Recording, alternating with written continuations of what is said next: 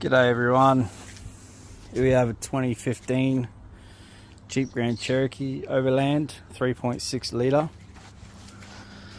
I had the dreaded 0420 catalytic converter fault. There's the old one there I've ripped out. I bought genuine from the dealer. So I've had to redo this. I did this last night. It took me about 2 hours all said and done. But then when I started, I had an exhaust leak. And when you buy the pipe from the dealer, the Cat, you get this extra pipe here, which I highly recommend because it was leaking from the top. And as you can see, that's not quite round. So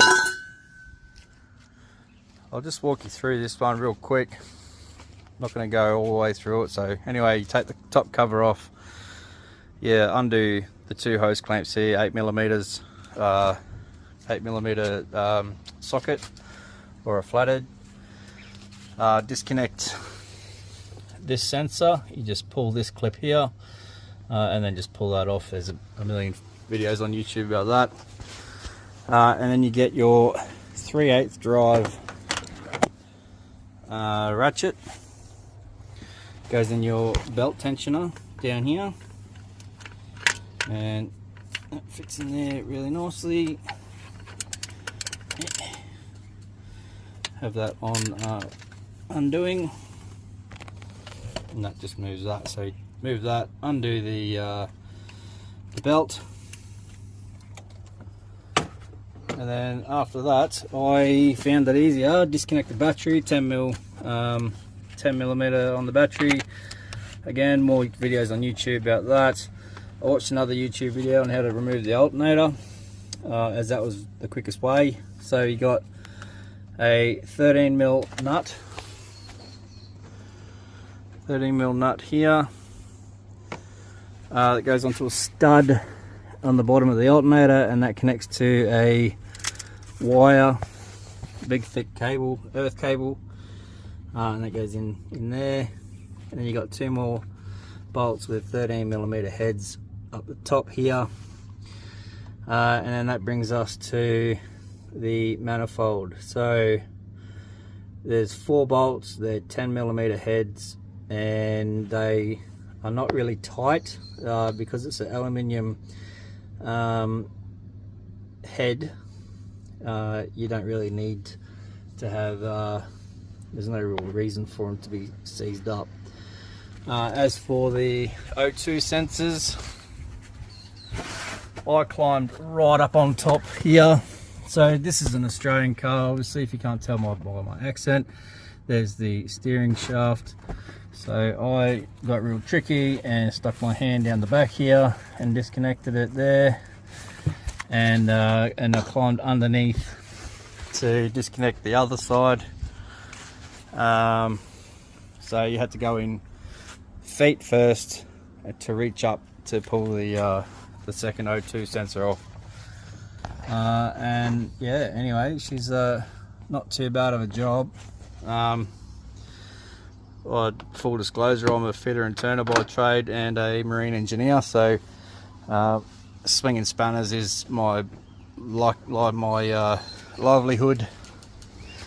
For a novice, I reckon allow yourself 4 hours of fucking around. But yeah, so like I said, last night it was 2 hours all said and done for myself, and that was just cruising. Wasn't going hard at all. But yeah, anyone else who's having a crack, just hook in. Don't be scared. Man-made machine, not machine-made man. Alright guys, any dramas or any questions, pop a comment in. Cheers. Just another trick with this. Putting this belt on is a pain in the ass. Alright, so I've got this cranked right over. So the trick is loop the belt over the alternator, loop the belt over the air conditioning compressor, and then tuck it up over this idler here. That'll be the easiest way. If you have the belt over that and the belt over the idler, you'll be fighting for your life to get the belt over this pulley, or vice versa. So I don't have a tripod, I'm just running off my phone. Let's, yeah, if I can show you guys. I highly doubt it, but we'll give it a go.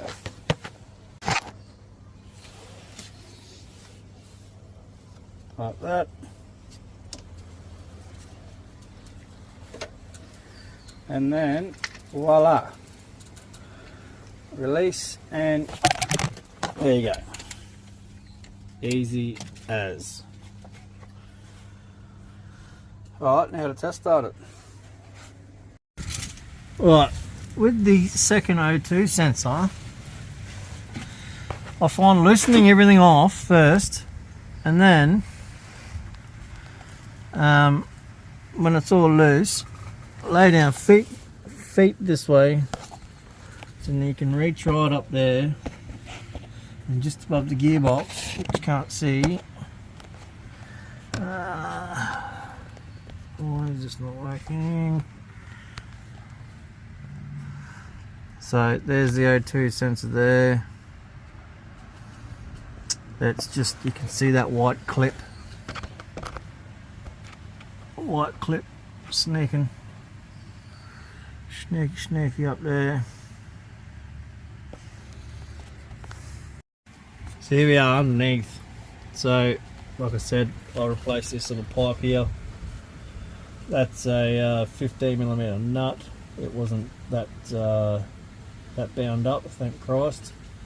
And then this is a 13mm bolt there for the clamp. Like I said, I got the genuine cat and pipe from the dealer. I think it was with the gaskets, bolts, and the new oxygen sensors. I think it was about 1200 bucks. A little bit pricey, but well worth it.